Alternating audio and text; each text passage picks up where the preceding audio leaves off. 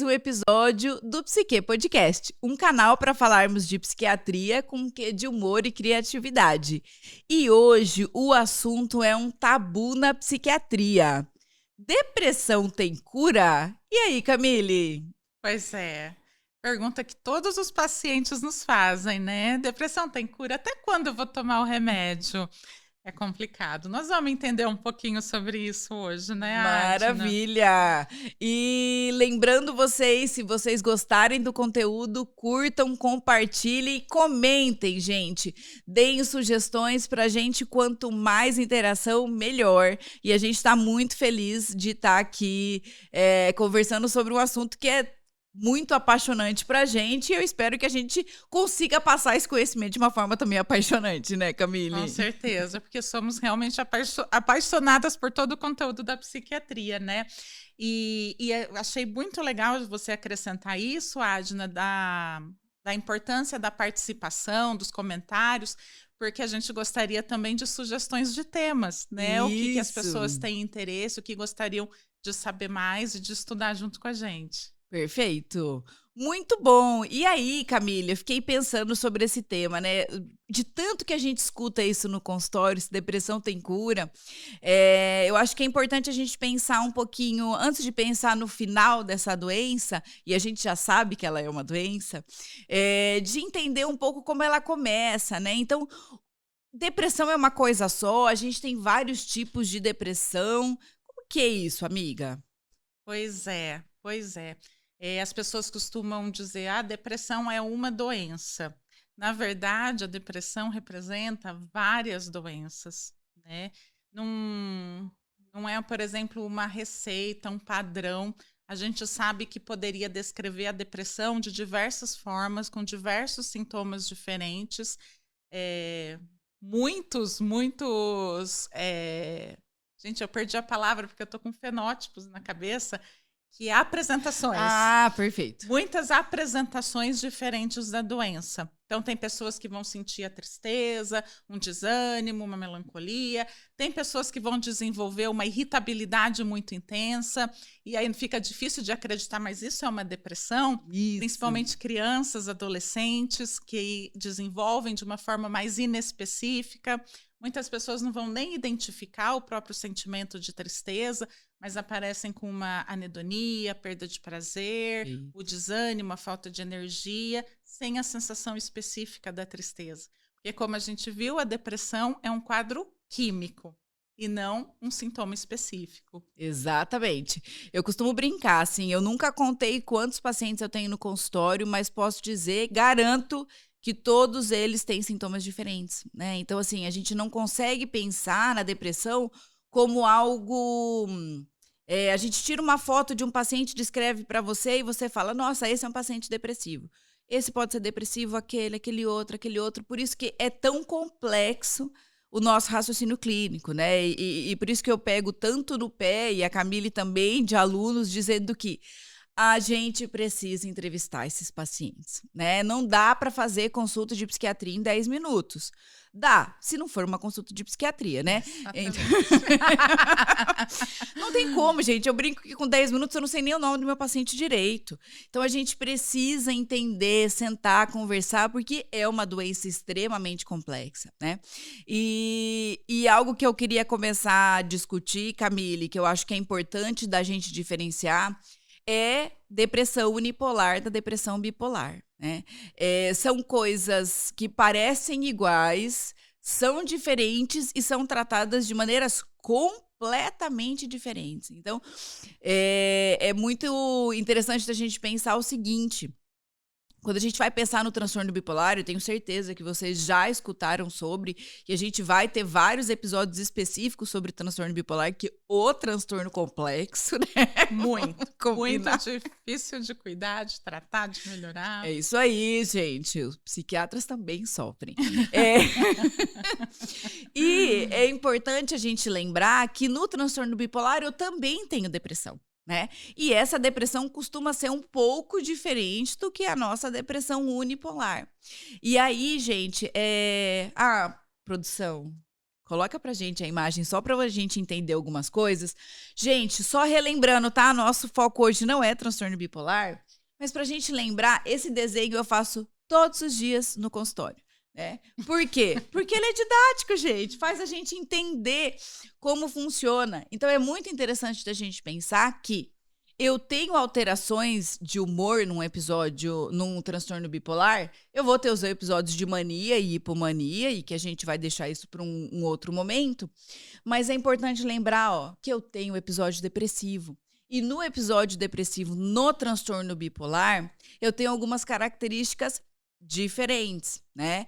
Então, é uma depressão mais melancólica, é uma depressão mais arrastada. Eu brinco que, assim, a personificação do episódio depressivo do transtorno bipolar é a tristeza do Divertidamente. Que, por sinal, vai sair o episódio 2. Vai sair o 2. Tô louca pra ver. Estou ansiosa porque uma das personagens novas é É a ansiedade.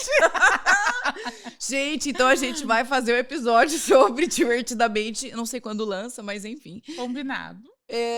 Então, gente, a tristeza do Divertidamente, que é aquela melancolia, ó céus, ó vida, ó azar, uma energia muito importante, ela já é mais característica da depressão do transtorno bipolar, tá?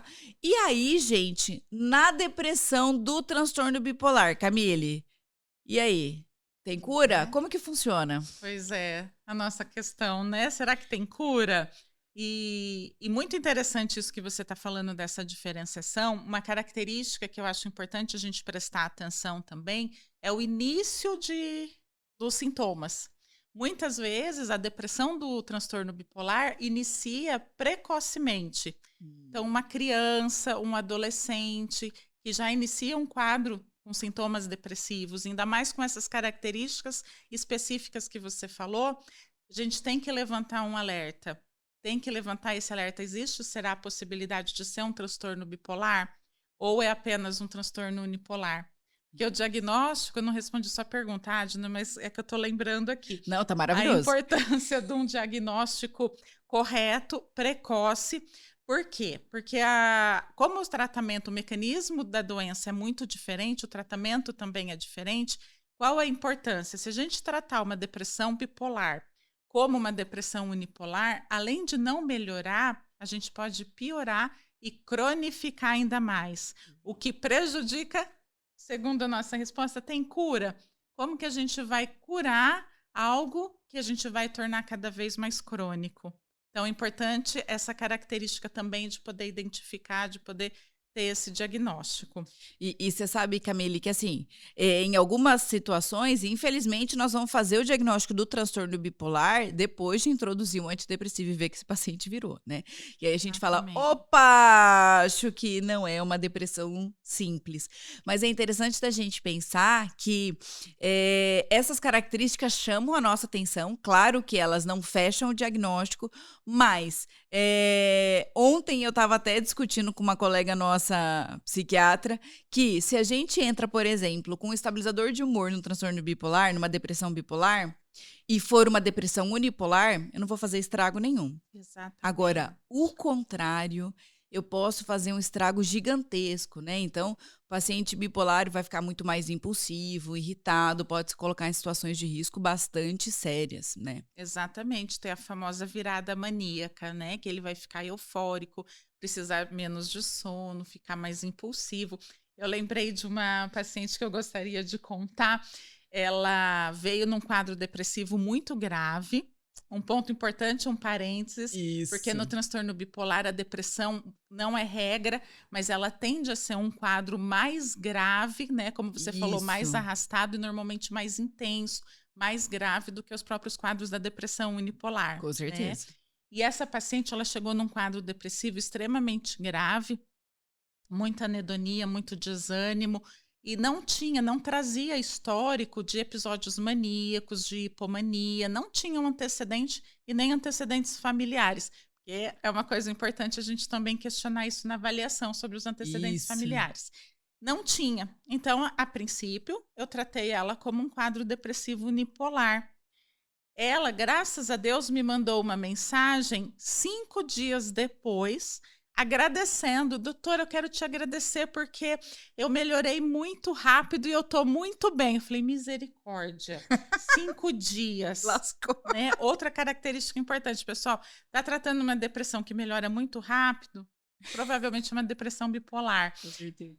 Se não piorar, né? Se melhorar muito rápido. Aí eu perguntei assim para ela, você está bem ou você está muito bem? Ela escreveu para mim, eu estou muito bem. Eu falei, então amanhã você volta do consultório, por favor. Que bom que ela te avisou, né? Ainda bem. Ela ficou tão feliz que ela me avisou.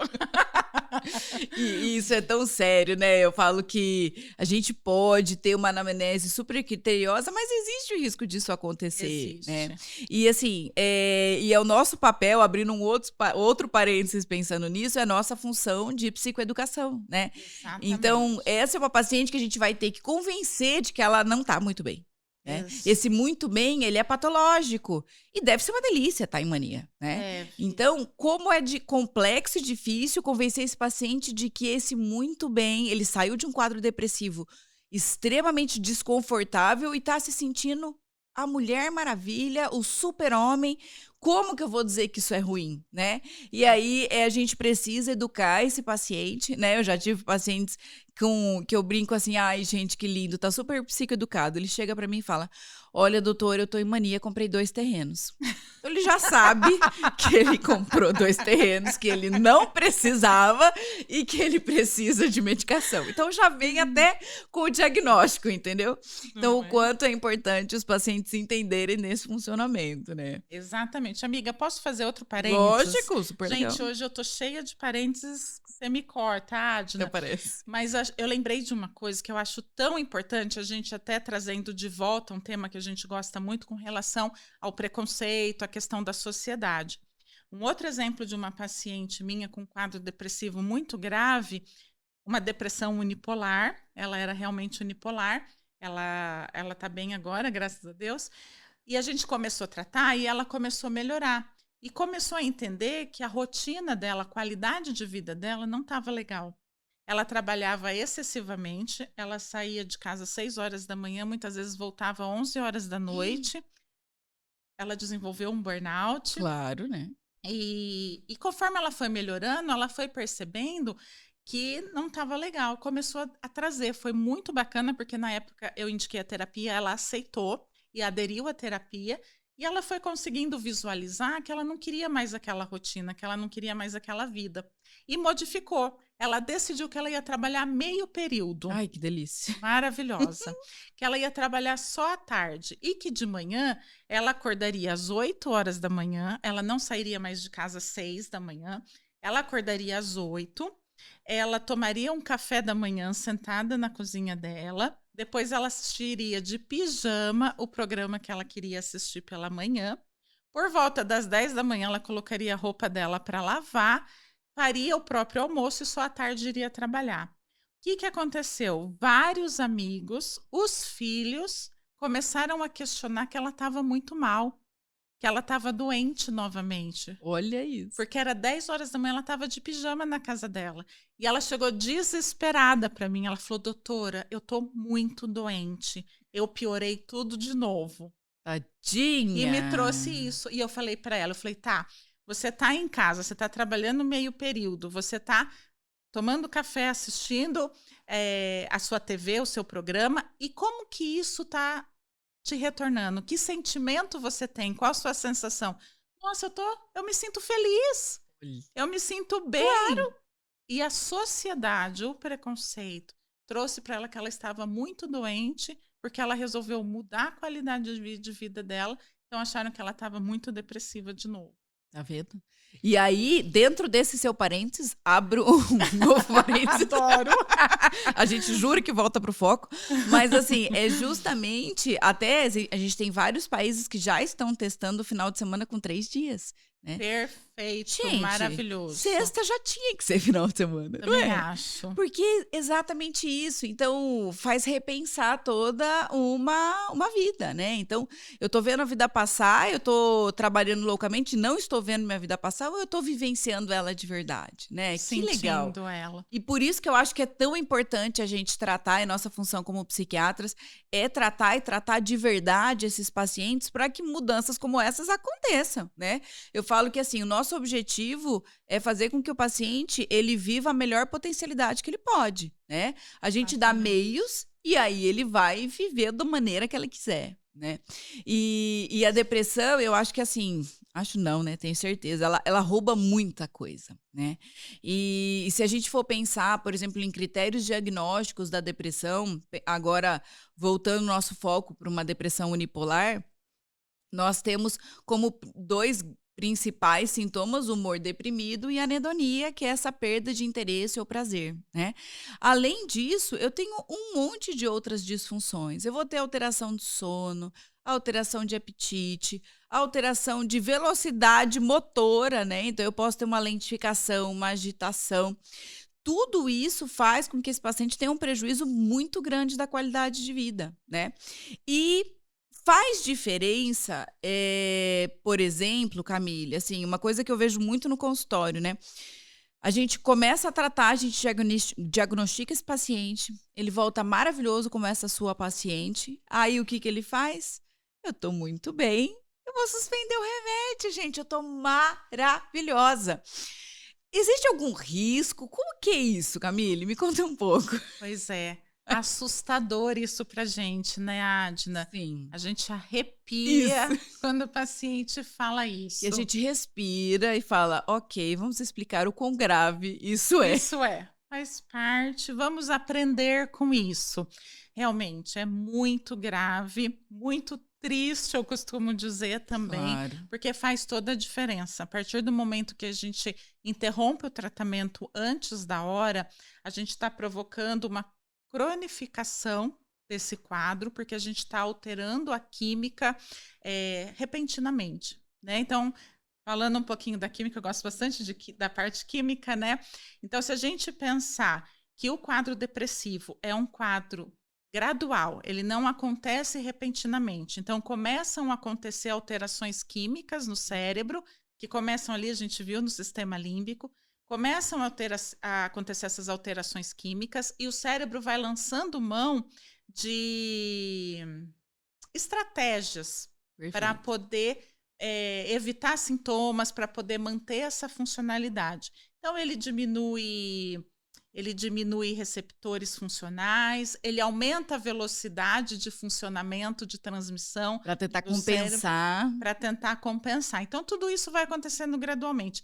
A partir do momento que o paciente interrompe a medicação de uma vez, aquela mudança química que para iniciar a doença foi gradual, naquele momento ela acontece de forma abrupta. Isso. De repente, o cérebro está com toda a alteração química e ele não sabe mais como lidar, ele não tem estratégias repentinas para lidar. Então, o que acontece? Volta de uma forma muito intensa os sintomas, o paciente tem uma crise muitas vezes maior do que a primeira crise que ele teve, e isso faz com que dificulte o tratamento. Então, vai demorar mais para melhorar, muitas vezes vai precisar de uma quantidade de doses maiores de medicação, e isso vai tornando cada vez mais crônico, quadro mais difícil de tratar, com uma duração maior e com provavelmente uma chance maior de não poder tirar a medicação ao longo da vida. Exatamente, assim, eu costumo dizer que cada novo episódio, mais longe a gente fica da cura, né? Isso. Porque um primeiro episódio depressivo, quando muito bem tratado e, assim, remitido de sintomas, e não só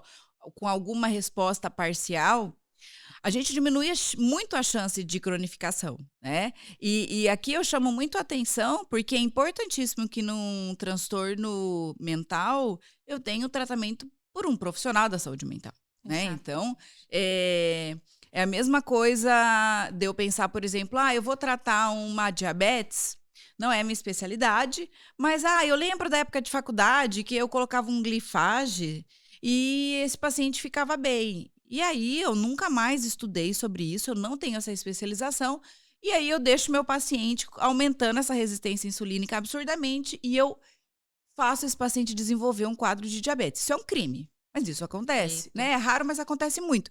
E aí, a gente, o mesmo raciocínio na psiquiatria, né? Esse primeiro episódio, gente, ele é importantíssimo para um tratamento adequado. Eu preciso encaminhar ele para um especialista, né? Para que esse especialista consiga tratar e remitir esses sintomas para que eu tenha uma chance maior de cura desse paciente futuramente. É claro que não é só isso, né, Camille, que vai dizer ou não se esse paciente vai ter novos episódios. Mas eu tenho questões genéticas importantes, então a gente vai pensar na penetrância genética e tudo mais.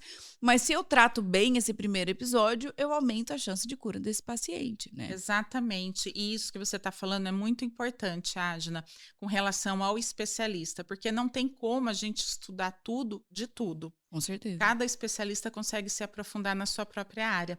Então, isso aumenta muito, vamos dar um exemplo, aumenta muito a resistência ao tratamento, à gravidade da doença. Por exemplo, se a gente começa, vamos pensar em alguns exemplos de medicação.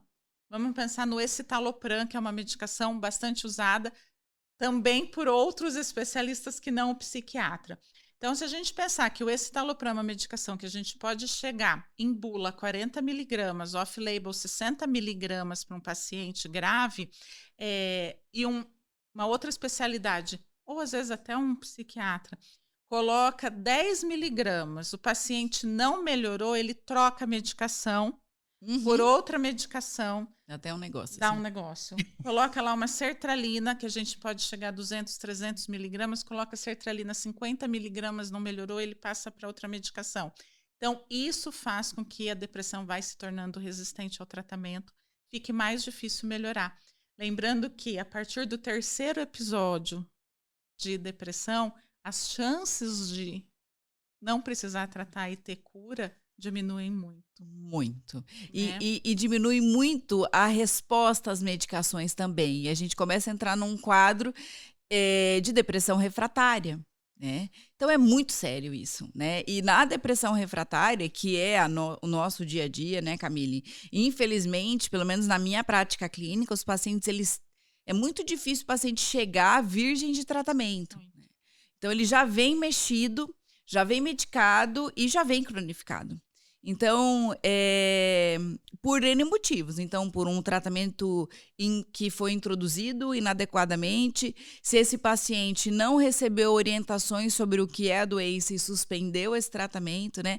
Tem estudos que vão dizer que até 75% dos pacientes suspendem a medicação em um ano por conta própria. Gente, 75% é muito, gente. E aí o estrago é muito grande, né? E eu acredito que uma das coisas que como a gente fala muito de psicofobia e desse preconceito, eu vejo que existem muitas crenças disfuncionais mesmo desses pacientes e da sociedade como um todo, inclusive dos nossos próprios colegas médicos, né? Em relação ao tratamento. Então, eu escuto muito no consultório, por exemplo, essa medicação vicia? Nossa. Não é? E assim, até uma pesquisa que eu separei aqui, depois eu vou deixar a referência para vocês na descrição do vídeo. 80% fizeram uma pesquisa com população leiga, tá? Sobre essas crenças disfuncionais. 80% responderam que sim para essa questão, que os antidepressivos viciam. 69% responderam que os antidepressivos mudam a nossa personalidade. Gente, quem dera. Entendeu? A gente tivesse esse poder. Não é? E que os antidepressivos têm efeitos negativos, 71%. Né? Então, é interessante a gente saber que sim, os antidepressivos, o tratamento da depressão, ele vai ter efeitos colaterais, como tudo na vida, gente, né? Todos os antidepressivos têm efeitos colaterais? Sim, tem efeitos terapêuticos também. Mas a gente vai ter que escolher qual é o perfil de efeito colateral que eu tolero ou não. Mas olha como isso é significativo. E isso faz com que o paciente começou a ganhar peso, suspenda a medicação. Se eu começo a ganhar peso com o tratamento, o que eu tenho que fazer, Camille? Pois é. Parar a medicação? Óbvio que não. Existem várias formas da gente tratar um ganho de peso e controlar isso. Vamos no nutricionista, vamos trabalhar junto, vamos fazer uma atividade física, melhorar a alimentação, melhorar a rotina. Tem um amigo meu, psiquiatra, que costuma dizer: eu nunca vi uma caixinha de escitalopram fazendo compra no mercado. Muito bom. Então, assim, tudo bem. Existem medicações que podem alterar o metabolismo, aumentar o apetite? Realmente existem. Como você está falando, tem efeito colateral em algumas situações, e dependendo muito do organismo, da genética de cada um. Mas existem estratégias para a gente conseguir manter a melhora, se manter sem sintomas e evitar o prejuízo desses efeitos colaterais. Perfeito. Tanto que é muito comum, né, quando o paciente pergunta isso, mas esse remédio engorda? Não, o remédio não tem calorias. Esse comprimido não tem calorias. O que vai engordar é o que a gente come. Exatamente. Né? Então, eu falo assim, eu sou uma pessoa que amo comer. Adoro, entendeu? Gente, adoro, eu acho que é um dos maiores prazeres da vida. Tem muitos outros, mas comer é uma coisa muito prazerosa. Também acho. E, gente, libera dopamina no nosso sistema límbico, nosso circuito de recompensa. Então, ou seja, é prazeroso, entendeu? Mas é importante a gente lembrar que se eu gosto muito de comer, para tudo na vida, para cada escolha uma renúncia, né? Então, eu tô sentindo que tá aumentando o meu apetite. Eu posso, por exemplo, aumentar meu gasto calórico. Se eu não quero abrir mão de comer bem, se eu não quero abrir mão do meu sorvetinho no final de semana, eu posso aumentar meu gasto calórico, eu intensifico a atividade física. Só que é muito mais fácil, entre 1000 aspas, tá? Eu suspender essa medicação do que eu modificar todo o meu estilo de vida para fazer com que essa medicação não altere o meu peso. Né? Então, assim, é mais cômodo. Claro, mas essas crenças, eu acho que fazem com que a gente abandone o tratamento com uma facilidade maior e isso traga um impacto muito grande para esse paciente, né? Muitas vezes eu escuto assim no consultório, o paciente volta assim, quase com o rabinho no meio das pernas e fala: doutora, não briga comigo? Eu falo: já sei, suspendeu a medicação.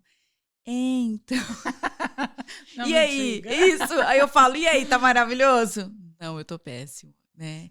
Então, assim, por quê? Né? Porque esse auto-boicote, a gente tem que entender o quanto, e a gente quis começar os nossos vídeos dessa temática falando do quanto a depressão é uma doença, para a gente entender que suspender é muito prejudicial, né? Igual a gente parar, por exemplo, um antibiótico no meio do tratamento. Né? Então, isso eles conseguem entender que torna resistente a bactéria.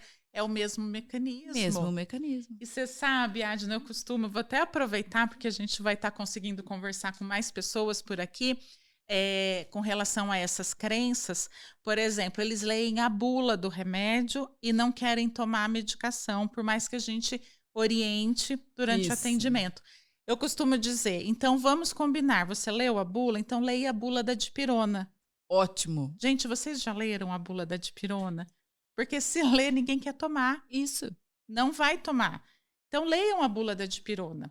Esse remédio da psiquiatria, dos transtornos mentais, é remédio muito forte, igual você falou, causa dependência. Eu faço um desafio para os meus pacientes e vou fazer aqui para vocês também.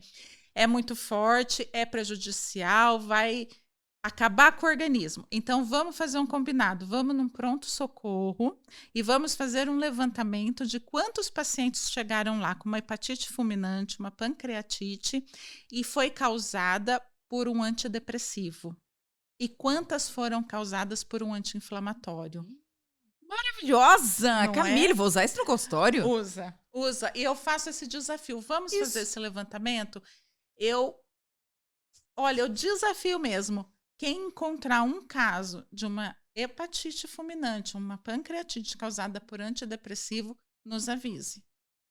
Não tenho esse conhecimento. Nunca recebi nenhum paciente. E é super comum com anti-inflamatório. Muito. Que vende em qualquer lugar, na biboca da parafuseta, você vai achar ibuprofeno, qualquer tipo de anti-inflamatório não esteroidal, né? Exatamente. O diclofenaco é água, né? Nossa senhora, isso.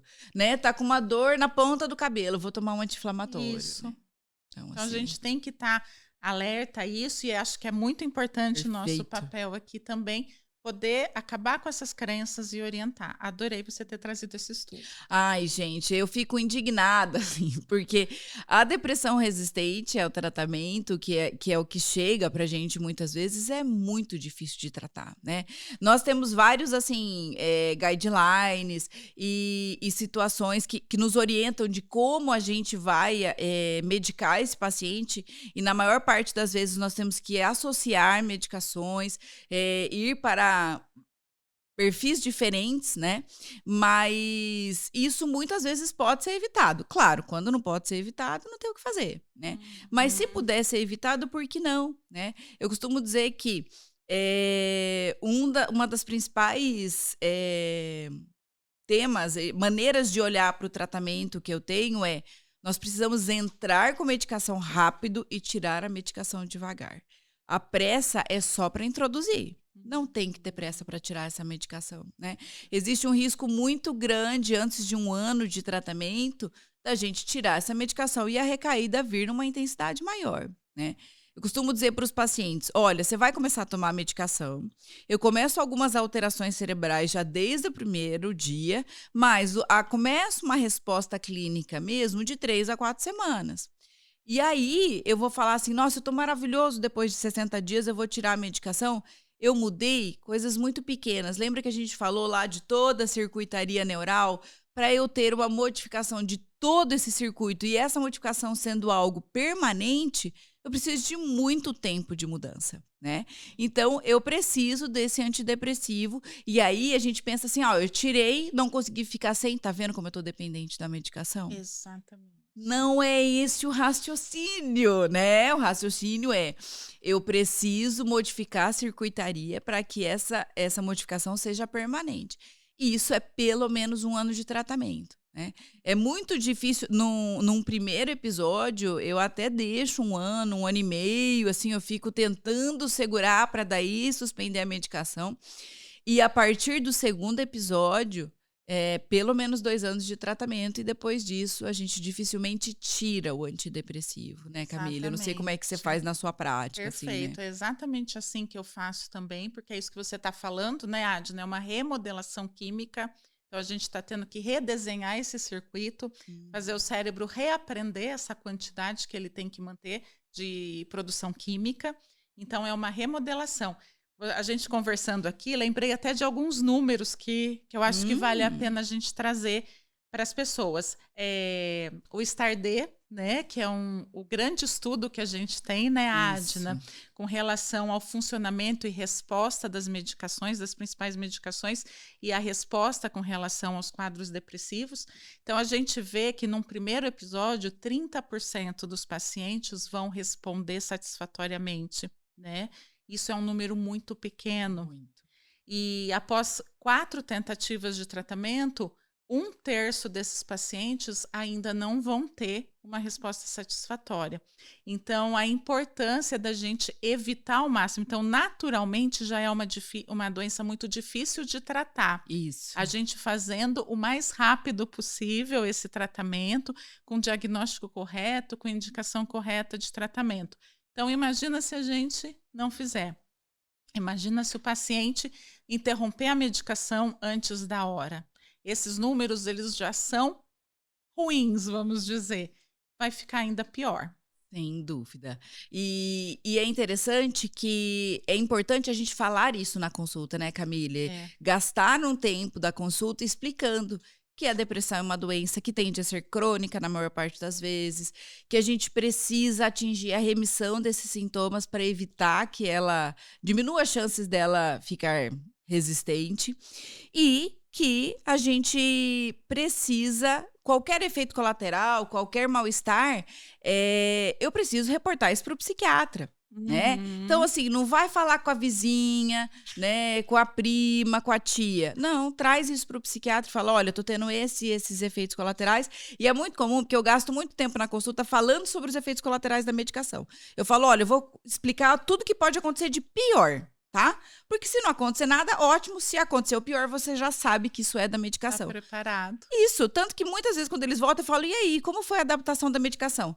Ah, foi ruim, mas você já tinha me explicado, daí tá tudo bem, eu já sabia que ia passar. Então, assim, que delícia, Exatamente. entendeu? Então, a gente precisa orientar, né? A Ter nossa essa função, consciência, né, lógico. saber com o que está lidando, com o monstro que está lidando. Eu falo que a gente acha que está lidando muitas vezes com um monstro, é só a imagem ampliada de uma formiguinha, né? A partir do Perfeito. momento que a gente conhece, visualiza a formiguinha, a gente sabe com quem que a gente pode brigar, Perfeito. né? E eu acho que isso, Camille, fica, né, pra gente entender se depressão tem cura. Depressão pode ter cura, né? Não necessariamente vai ter cura. Eu vejo assim, por exemplo, se a gente tá diante de um transtorno bipolar, a gente sabe que existe tratamento e esse paciente pode ficar assintomático o resto da vida, mas ele vai precisar de medicação o resto da vida, né? Mas a Exatamente. depressão unipolar, eu posso sim curá-la se a gente fizer de uma maneira adequada todas essas questões que a gente colocou aqui. Então é importantíssimo entender da circuitaria, entender o quão complexa é essa doença e saber, né, e estar atualizado dos tratamentos, quais as melhores opções para esse paciente para a gente conseguir tratar de verdade, né? Exatamente, exatamente. E investir esse tempo na conscientização dessa importância, dos riscos de não fazer, né? Mesmo porque a gente sabe o quanto que aumenta o risco de suicídio diante de um quadro depressivo, seja unipolar ou bipolar não tratado. No caso do transtorno bipolar, esse risco aumenta 15 vezes. É muita É muita coisa. coisa. Tá vendo, gente? É a nossa função também cuidar dessas pessoas e orientar os nossos próprios colegas médicos desse risco e da importância do tratamento com o especialista, né? Perfeito, isso É mesmo, isso aí. amiga. Então, esperamos vocês para o próximo episódio. Deixem o comentário de vocês aqui no vídeo, curtam, compartilhem e permaneçam conosco para os próximos episódios. Um abraço. E não esqueçam das sugestões. Até! Verdade.